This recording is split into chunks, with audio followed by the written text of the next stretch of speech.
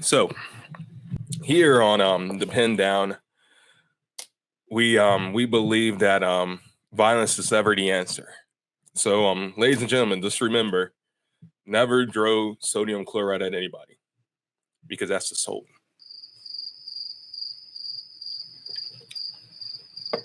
Okay, yeah, terrible dad joke. I get it. But if that made you want to go away, you probably want to stay because we have somebody really, really awesome that we're interviewing and talking to today. So happy to have this person. So let's go ahead and roll this intro in. Come on.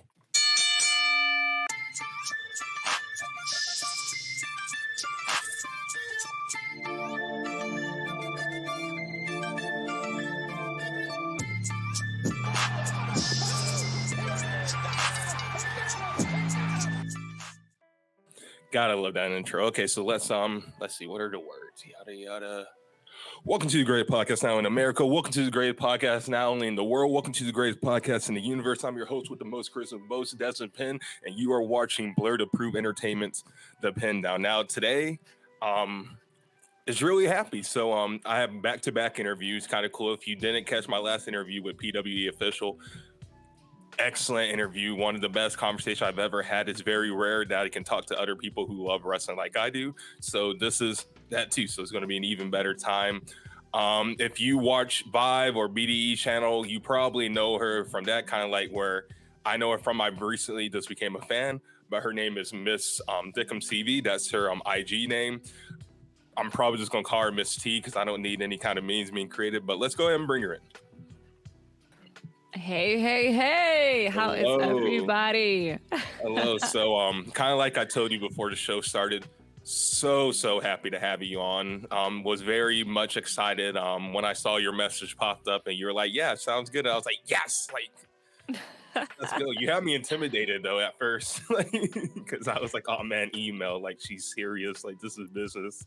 Yeah. Oh, it's because that's the easiest way to contact me is through email. But I'm excited to be here. I'm excited to see what you got for me. I'm excited to see what we're gonna give to the people. Awesome. I'm hoping it's going to be a very exciting episode. Kind of like I said in the intro.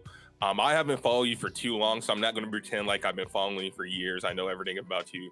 I think your first appearance in my mind is when you appeared on BDE's channel. Brandon Does Everything, which by the way, I love BDE. He's the best. I love BDE. Yeah, a lot of people started to recognize me from that video that we did together, which was actually our second video because the first one was on my channel. But you guys know BDE's just awesome, so you guys saw it over there. And we had a good time. That was actually a WWE 2K Community Day. And anytime you sit down with BDE, just know you're gonna laugh, you're gonna have a blast, and that's kind of what we did together, and it was great. So with BDE, like I love him. He's likable. I love like his wrestling takes. I love watching his channel, but I know he's like really good at like what he's doing because my girlfriend, who's like a soft wrestling fan, like if I'm watching WrestleMania, she's like, oh, Bianca Belair, or like, oh, like I know that person. Like you talked about them before. Like she's like a soft. So it's to the point to where like if I'm watching BDE and she sits down next to me, I'm like, oh, like I'll change it. She's like, no, keep it on. I like this guy. Like I love Brandon, and I'm like, you know, like you're not even a wrestling fan and you love him. But that was, like I was saying, that was my first introduction to you. And then like I kind of started following you, started looking at your Twitch streams. I was like, oh, like she seems like a really cool person. And then when I decided that I wanted to do more interviews, get more people on the show, build connections, I was like, well, like, why not her? Like, you know, like again, like at the very least, either she won't reply or she'll say no. Either one is fine, but like at least I'll give it a chance. So again, I'm so happy. Let's start off with this is a question I usually ask everybody who comes on. First question, what's your first pro wrestling memory? Oh, that's actually tough because the way that I got into wrestling was in an interesting fashion. I used to play the video games on Super Nintendo, like WWF Arcade. And at the same time, I was like introduced to that Attitude Era. So I remember watching, you know, everyone from The Rock to Stone Cold, Triple H, and more. But I was also playing the video games because I have two siblings, my brother and my sister, and they were putting me onto that. So I would say it has to be the video games and then enjoying the Attitude Era at the same time. Okay, so you've been around for a minute, which I know like that as a fan that is. So I know like that's hard because you've literally seen a place where The Rock, Stone Cold Steve Austin, they were big top guys, and then out of nowhere you had like new guys like Johnson and Randy Orton, and now they're considered legends. Oh, And then totally. now, It's tough. yeah, It's I tough. know it has to be. Like, for me, I didn't really start watching until like the Ruthless Aggression era. So like for me, it's that. But people who are like, man, like y'all should have been around like in the '90s with The Rock. I can't relate because I was born in '99. I'm a '90s kid by birth, not at all by life experience or living.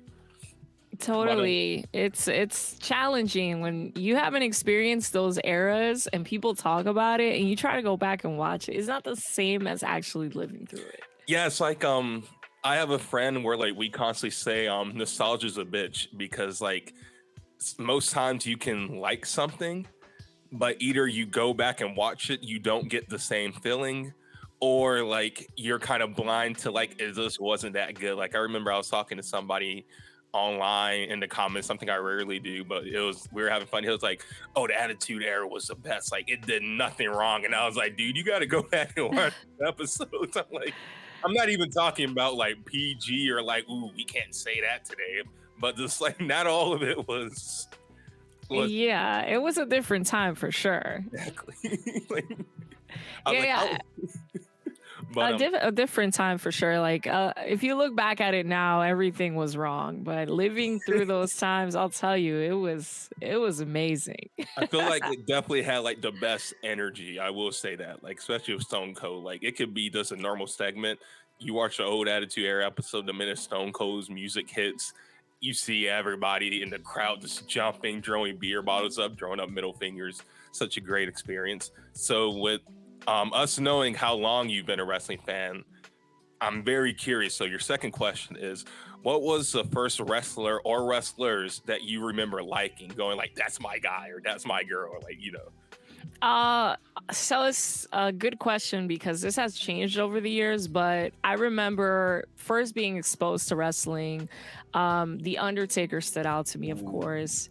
His character was just different. And this was around the time he wore like the purple gloves with the tie and stuff, because that's how they presented him It was then like Mortician in the Undertaker, video games. Yeah, in right? the video games at the time. But in the Attitude Era, he was the Ministry Taker.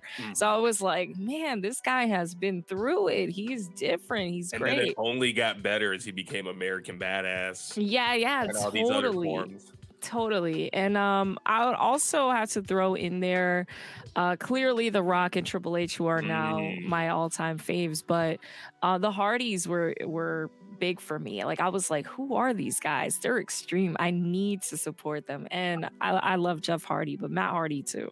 I was about to say, I was like, I was waiting for you to say either Jeff Hardy or the Hardy Boys because I was like, with you being around since Attitude Era, I was like, that means you saw the TLC matches, and then you saw like when Jeff Hardy won the belt. So I was like, I know it has to be Jeff because that's like everybody's like Yeah, Jeff everybody was Hardy a for big Jeff sure. Hardy fan at one time in their life. Because even now he's just different, and he stands out. He's always been true to that Daredevil style, that moveset. But I will always advocate for Matt Hardy, who I don't think Yeah, really gets enough credit for how he's been able to stay relevant for so many years and change that character up. It's I just agree. incredible. Yeah. Especially back in I want to say 2015, 2016 when he invented the broken Matt Oh my Hardy God. and eventually made it like a whole broken universe. Like you had his wife involved, his kid involved. You It had was so brother good. Nero. It was so good. It But I was. have to take it back even a little bit before that. Like, I'm a fan also of V1 Matt Hardy when he was with Ooh, Shannon Moore. Like, with all the facts on the bottom of the screen. that was an iconic entrance with the theme. That theme slaps. Like, It we was. don't talk about it enough. It was so good. But yeah, those two guys have always been my faves, and till this day, my favorite tag team of all time. Got you. Now, would you say they're still your favorite, like of all time now, or would you maybe put more? And I guess more so what I meant to ask. Sorry, let me reword that entirely. Who's your current favorites going? Because I kind of want to see if they mirror like your first favorites. I kind of want to see that. So favorites of all time till this day, it's Triple H, Jeff Hardy, and The Rock. Not in that order. Sometimes one day I'm supporting The Rock more, Triple H, Jeff Hardy. But those are my three. But as far as favorite tag teams of all time, will still be the Hardys. But current wrestlers right now that are active, for women, people always hate me for this, but I love Charlotte Flair. I will live and die by the Flair name. After that WrestleMania match with Rhea Ripley, yep, I love Rhea. That's very valid. Like, don't get me wrong, I love Rhea, and I'm happy for Judgment Day Rhea because she deserved it. But the queen is the queen, and I will support her forever. No, I love Charlotte Flair. Yeah, I love her. And another one for females, I would say Alexa Bliss. I really like, and I had a few other ones on that list, like Mandy Rose, which I miss. I hope she comes back at some point. Sasha Banks, I know she's doing her thing now as Mercedes Moné. For men, I'm kind of classic with it. I love Edge, Rey Mysterio, Brock Lesnar. Just to throw out some names out there. Cowboy Brock or Prize Fighter Brock? Both. I'm a Lesnar girl. Like I just feel like we need to talk about Lesnar more. When we mention the great names, I feel like sometimes because of his attitude and style, hasn't really rubbed people well too much. We don't talk about that enough, but yeah. He's always one of my faves. Like, I remember back in 2017, Brock got so much crap because people just felt like he didn't care. For like, ladies and gentlemen of the Pin Down audience, these aren't actual wrestlers saying this. These are Twitter wrestlers. People who who have no idea how WWE and pro wrestling works.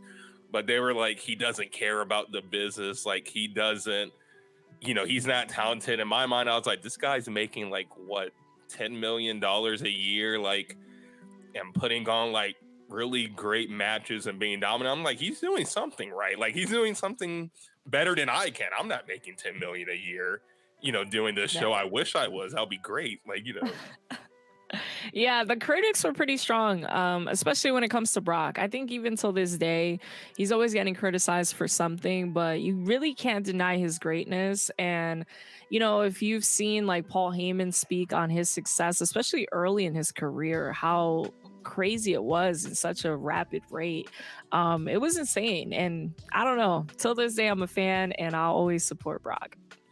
That's awesome. I still just can't believe you get so much hate on the Charlotte Flair, because like I can kind of see when she was first starting off, because you're just like, oh, Ric Flair's daughter, that's why she's winning all this.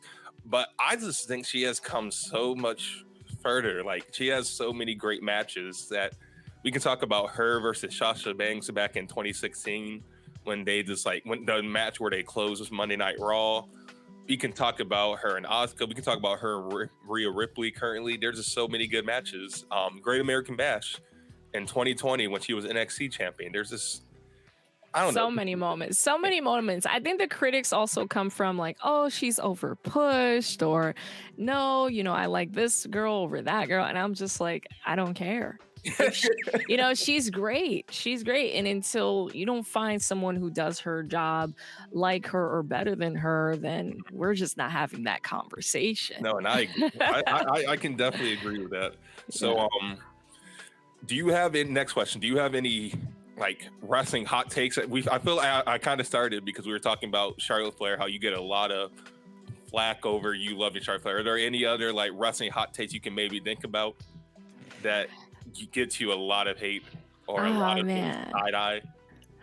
Man, that's a tough one. I think that I can't really think of a hot take specifically. I'm sure I have a lot because I have a lot of opinions, but it's very easy to piss off wrestling fans. It's very easy. Totally. I think sometimes I take heat for some criticism that I'll give John Cena. I think something like what? I'm a big John Cena fan, so I'm actually curious. I might have to end this podcast if it's too late. I'll keep it light and sweet. I also Well, I'll put it like this. I tend to sometimes emphasize on the fact that John Cena was successful during what I consider to be the worst time in WWE history. I think a lot of things we don't really like pinpoint in his success, like just to throw a few in that time frame, because he had a lot of years where he was really at the top of his Right. business, the top of the company. I just think that things would have been differently if Stone Cold would have stood with the company. The Rock didn't go to Hollywood. We didn't lose Eddie Guerrero. The other guy that a lot of wrestling fans don't want to acknowledge, did that thing that we don't Yeah, talk yeah. about. If that didn't happen, I can got we? Yeah, if I that got didn't happen, can we imagine? And the list goes on. Kurt Angle going to TNA at the prime of his career, and so many others that were at the top of the business. If these things didn't happen, who knows if we would be having this conversation? And sometimes I emphasize on that, and that's something I think a conversation not many people want to have. No, because that's actually a very, very unique take, because kind of from what you're talking about, we kind of got to a point where Triple H, he kind of became stale around that time period, mainly just because he had been around for a minute. So he was just like kind of relegated to being like the final boss villain who Yeah. like make or breaks talent. I'm trying to kind of like you said, Eddie Guerrero passed away, Kurt Angle left to TNA. The other guy, we're not, Yeah. can't have you two taking it Yeah. down because they think I'm, but yeah, I get what Yep. you're Yep. That other guy. saying. Yep. Yeah, so it's kind of like I actually can respect that take of like, he may not have been popular. He only have been popular because there weren't many mega stars around that time period. Like there wasn't Hulk Hogan really wasn't at his prime anymore. Austin had left. The Rock was a host. So I can respect that take, but I will battle your take with another take. I see if you agree or disagree. Okay. How do you think Cena in his prime? So we're talking Super Cena, destroying people on the mic, winning every match. How do you think he would fare in the current landscape of WWE with Roman Reigns, Seth Rollins, the Bloodline, Judgment Day? How do you think that would go? Or do you still think that he wouldn't really, matter much? Well, to clarify more, even on the hot take conversation, and to answer your question, I have to give credit where it's due. No matter what, John Cena is talented. He would have been successful regardless. I think with my last take, I was kind of referring to would he have been as successful, like all those accolades that he has that we brag about, would it have happened? It's just, a seed to plant in your mind to kind of question. But as far as like today, what if. It's like a what if. yeah, like a what if. But as today, he would be successful no matter what. You can't deny John.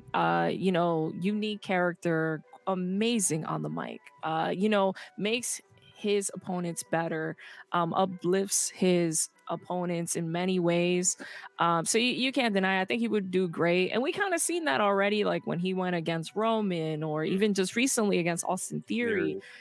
He has a way of standing out, still showing his skill that we always have known he has, and then making the other person better and highlighting them. And no matter what, he'll still be successful, in my opinion. Got you. But no, that is that kind of makes me want to do it with a lot more wrestlers. I might do a whole episode where like we kind of just talk about that. Not you necessarily. You're a busy person. I'm not going to be constantly emailing you, trying to grab you for more and more episodes. I promise. But there's you can do that for like a lot of wrestlers. Like you can do that for Stone Cold Steve Austin, like the Hulk Hogan era. You can do that for like The Rock in the Hulk Hogan era. You can do Roman Reigns in the Attitude era. There's so many. That's just such a really good take. I'm not gonna lie. So, yeah, totally. And just to add on to that, like I want to clarify too, like the difference between questioning, like let's say if you were to do that same what if with like The Rock or Stone Cold, is that there were other superstars in that era that were just as good or right there with them. And I don't want to take away from the superstars that were in John Cena's era, but I do think that he capitalized off of the lowest point in WWE. Right. Yeah. He kind of took his shot, and because of the surrounding circumstances around him, like he was able to pretty much bullseye it. You had a lot of guys and girls that didn't last with the company for a long time around that time. You know, like there was a point where they had like Snitsky or Chris Masters. These guys didn't last for as many years as those other guys we talked about. And that's something to think about. And also with the women's division, you had, you know, women that were only there for a little bit of time. And, Yeah, you know, I that, will. that whole era. Yeah, an argument, and this isn't a hot take, on women. So don't, I'm not saying this for you. I'm saying for Yeah. people watching this. But I'm like, I remember like a lot of people who were like just talking about like how like far like the women in WWE have come to where pretty much like if this was 10 years ago, we would have got like maybe like a 3-minute match, and it would have been nothing special. Like I don't like using the word paper champion or paper belt, but like the Divas Championship very much like around 2005 through I want to say 2000, probably way more after. Yeah, so I want to say 2002 all the way to like 2015.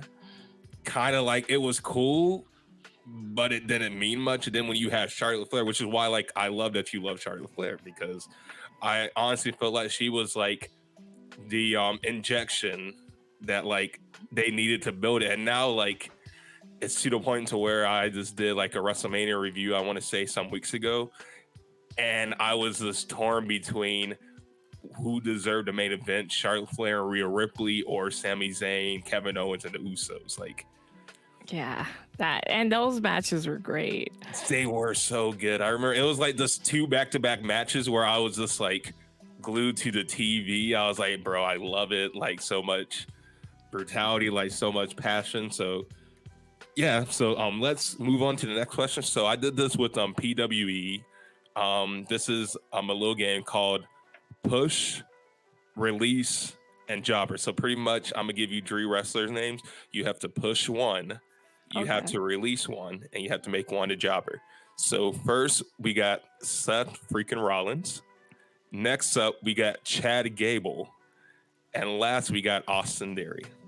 So who are you pushing? Who are you releasing? And who are you making a jobber? Oh my God, this is tough. Okay, so I am going to push Austin Theory. Wow.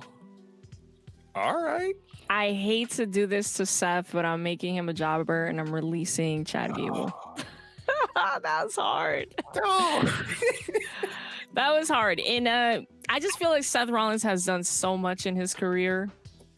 And, you know, like he could do more and we want to see more. So it was tough. But listen, I am a huge Austin Theory girl now. He has proven himself to me, especially after just those promo battles against John Cena. If you can be in the ring in John Cena's hometown with a straight face, holding it down for yourself against one of the best wrestlers on the mic, that meant a lot to me when I saw that. I was very impressed. And he does put himself in a lot of matches that are brutal and entertaining, and I'm just here for it. So I have to push a young stud like that. Seth has done a lot. We could keep him where he's at or lower. And then Chad Gable, I got to release because. Are you not a Chad Gable fan, or like do you just not see the hype? Or is it nothing personal? It's just like, sorry, buddy. Like, Nothing personal. I just think that the other 2 guys I had to choose over him, but he is talented. He's low key a little underrated in my opinion. They could do a lot more with him, but yeah, no, nothing personal. So what PWE did, which I don't know if you know, he is great guy, does PWE official, does like results, highlights. What he did was for push, he pushed Chad Gable. Interesting. He was a big Chad Gable. Like I'm a humongous Chad Gable fan too, but he's like he's like, oh, I love Chad Gable like back in NXT. And then he released Seth Rollins. Oh, interesting. Because he was like, just imagine we get like kind of how we got John Moxley back when Dean Ambrose left. He's like, imagine Tyler Black like going like to AEW or just out in the indies and just like putting on all these excellent matches with people. And then of course, he jobbered your boy, the bright young stud, Austin Theory, and kind of the What same a reason he didn't. It wasn't shame. anything personal. It wasn't anything personal. I just think again, I kind of just put him in a very uncomfortable spot where he was just like sorry, and like he was like, I love Austin Theory, but I'm sorry, bro. Like, Yeah, like, that's a tough game right there. It is. And I It's think I'm gonna cool keep though. it with those three people until, like, of course, like the landscape more so switches up. But these are like three people who I'm always seeing either a bunch of love or a bunch of hate for. Austin Theory gets hate, kind of agreeing with you.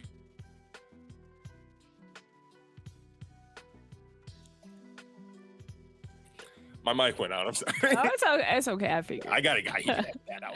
But he gets a lot of hate. But I remember, like, I didn't like his selfie character. I liked him in NXT when he was part of the Way. He was super entertaining. But then when he came in, he was doing the selfie. I was like, ah, God, like, I don't like this. I was like, I love Austin Theory, but I don't like this gimmick, this character. And then when he kind of upgraded to where he's like, I'm the future. The future is now. Had the leather jacket, the beard. I was like, oh yeah, like I can dig it. He was putting It on got bangers. better, way better. Yeah, he was putting on bangers with Seth Rollins, Bobby Lashley. He did the Elimination Chamber, and then for me, I think my defining moment where I was like, oh, like I really like him, and he's going to be really big, was the promo he did on John Cena on the Raw before WrestleMania when he was in the empty arena. I cannot stress this enough. But I feel like every now and then they need to have wrestlers cut promos in an empty arena because it makes it so much better. Like it makes the words more impactful. Like one of my favorite promos of all times is Bray Wyatt and John Cena. This was like when COVID does happen to shocking that. So that just made me fall in love with him more. Just like as a performer character, I was like, oh yeah, like I can't wait for an Austin Theory train. Like I'm gonna be on it. So when people start loving him, I can already know that like I've been there from day one. Like, kind of like with Roman, how people shitted on Roman. Now he's a tribal chief. And I'm like, oh, I knew like I was on the Roman train since, 2012. Oh, totally. Oh man, Roman Reigns, that's a whole nother roller coaster. Austin Theory, though, I agree with you. Like the selfie character, it was not bad, but I didn't care too much for it. Like it was like it's like whatever, it's just there. And then when he came out and he won Money in the Bank, he had all that criticism. I also at the same time still wasn't really like caring for it. But it wasn't until he cashed in. And I was so upset about that. I was like, this has to be like the worst cash in like WWE history. Like I can see it was bad. Yeah, I can see I remember like I think it was Triple H and Austin Theory. They were trying like to explain it, and I was like, I can see the uniqueness and how like you're like, oh, the United States title is so important that someone cashed in on it. But like I kind of just knew it was going to go bad because I'm like, they're not giving the belt to Austin Theory. Like, dude, not the off thing Roman. is, like, not off Roman. Like this was like Cody Rhodes was there, but he was on the shelf. You have Seth Rollins. I'm like, there's no way. I'm like, bro, this crowd will riot. Like if Austin Theory wins that belt off Roman. Like I love him, but even I don't want to see that. Like not yet. Like, dude, this is what I wanted. First of all, like and again, all time I love Triple H, so I'm always vouching for him. But this idea I wasn't so happy about because the thing is, he had that United States title like a few weeks or months prior. I can't recall, but I'm like, he already had this. Why is he cashing in on something he's already had? I didn't get that. That's why I'm like, this has to be like the worst. Also, it wasn't like one of the big titles. Like, I'd rather have him go at Roman and lose instead of cashing in on the mid-card title. It doesn't make sense. But let me tell you what I did want at one point. If Cody Rhodes were to have beaten Roman Reigns, hypothetically speaking, at Mania, and Austin Theory still had the Money in the Bank, I wanted him to cash in on Cody Rhodes on his night and win and become like the ultimate heel.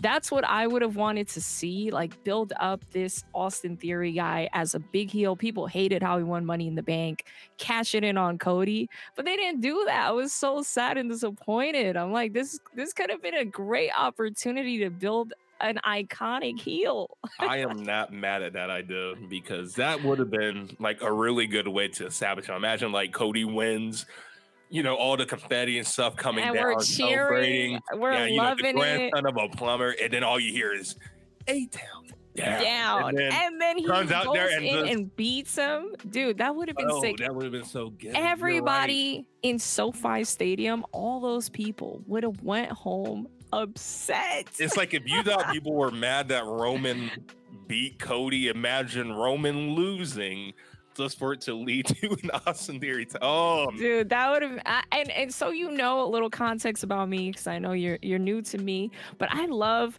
heels. I love the bad guys and girls, and so I'm always craving for a betrayal. I'm always craving for a good storyline where a heel is elevated and people just cry about it. It's great. It's good TV.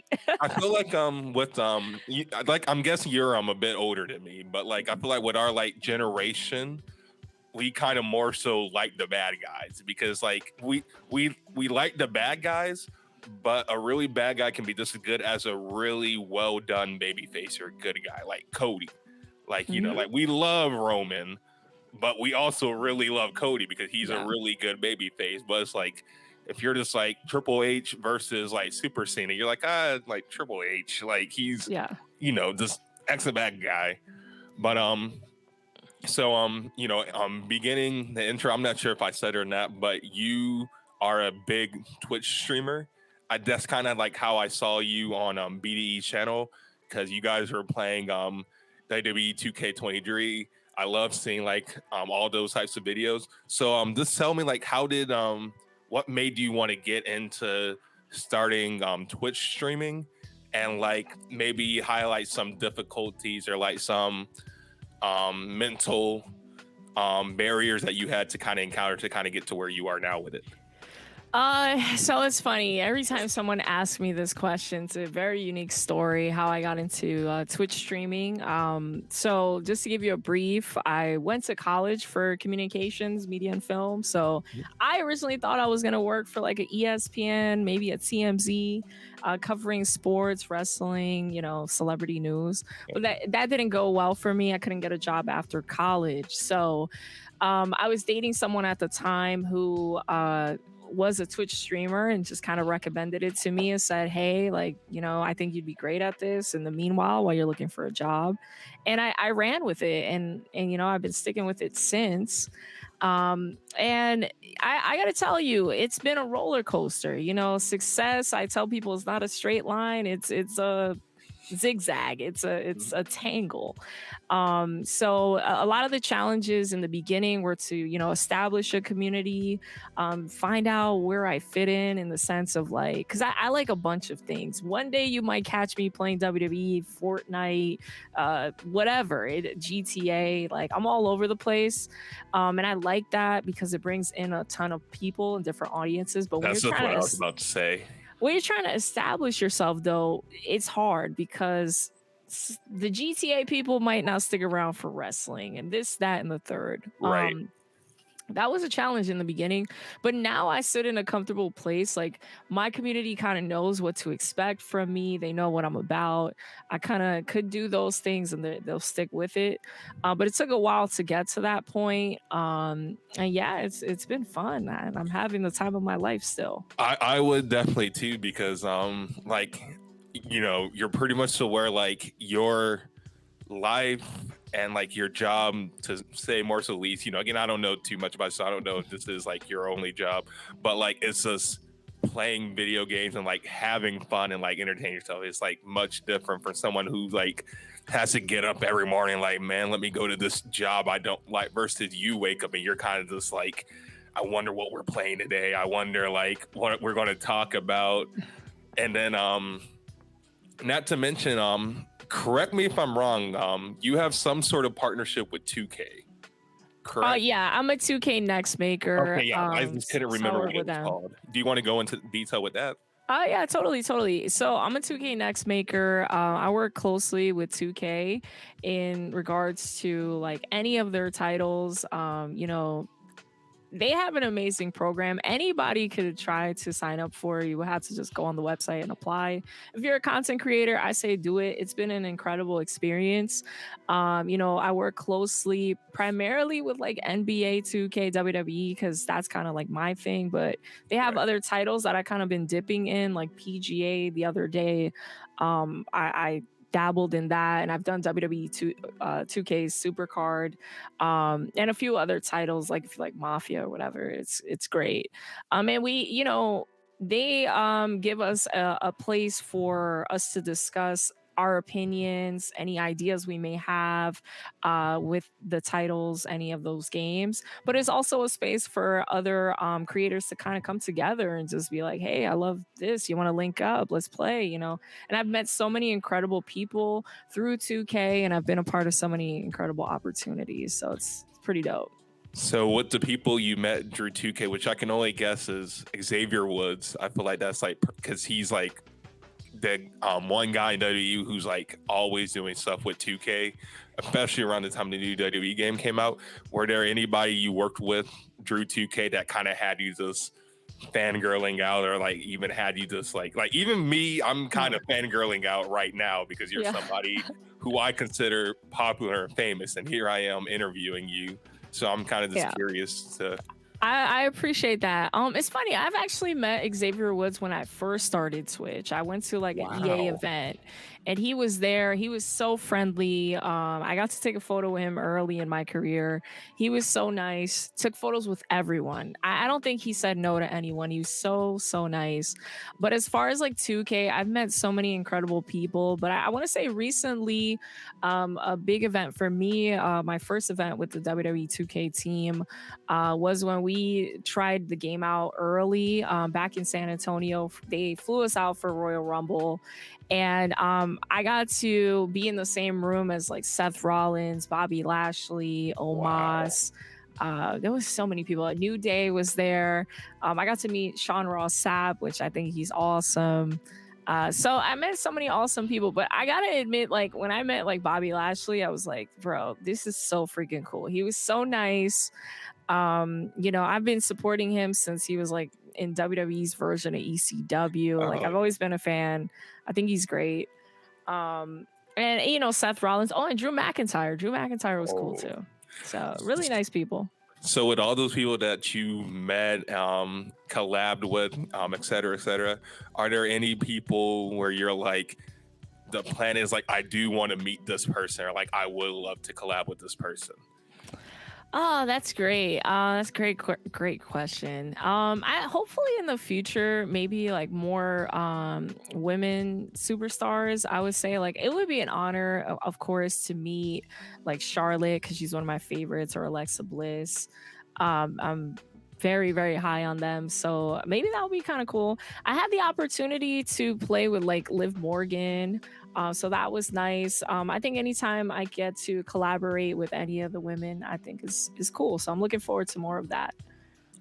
Got you. I do. I will say, I'm not sure to anybody else who will be watching this episode, but I will say to me, people like you, BD Vibe, you guys are big inspirations to me because I don't know, like it's kind of just like cool to like see people who kind of have the same interests as you, kind of like uniquely finding their niche, kind of like finding a place where they're like, and I don't want to say like completely happy because again, I don't know your life, but just like you're kind of having the time of your life. Mm-hmm. You're going unorthodox to where you're not necessarily working a 9-to-5 job that you hate just because you got to make money and just because it's required. Yeah. So I wanted to give you your flowers, your bow downs, whatever. Thank you so much. You genuinely are an inspiration. And that was kind of one reason why I wanted to have you on, because one, I kind of just wanted to pick your mind about a lot of stuff, see if maybe there's something that you say that I can switch my mindset to thinking like that. And totally. Also, just because we're both wrestling fans, this is a wrestling podcast. So, just trying to have some fun. So we are getting towards the end. Is there anything you would like to plug in? If you want to, of course, I said your Instagram name is MissThickemsTTV. Do you like to plug in your Twitch, your Twitter, Any other stuff like Totally, that? totally. First of all, I want to say thanks. Thanks for one, all your awesome words. I appreciate the flowers. And yeah, you're doing great things on here too, man. Anybody can do it as long as you stay consistent, you have a passion for what you do. Just show up as yourself. I always tell people that. So thank you. As far as my socials, it is MissThickemsTTV everywhere. You can find me on Twitch as Miss Thickums or Miss T. A lot of people just go with Miss T. I know I it could feel be a like they little don't want to say spicy. Mr. It's Thickums. it's a little spicy, but shortened for Miss T. You plug that in anywhere, you'll see it. It'll pop up. I was even nervous. I didn't want you to be. Yeah. I didn't want you to come on here. I'm like, Miss Thickums, and you're like, this guy's a creep. Like, just call No, me. it's funny. Like, it's a funny name. It's supposed to, get people to be like, Miss Thickums. It's supposed to be a okay. spicy name. Like, it's supposed to be. Yeah. It's supposed to make people be like, let me click on that username and see what totally. And that's what happens all the time. They'll click on the name and then they're like, wait, I see Kane back there. I see Triple H. What's this about? This isn't what I thought I was. It's like, oh my gosh, like she's gorgeous, she's beautiful, and she's a wrestling fan.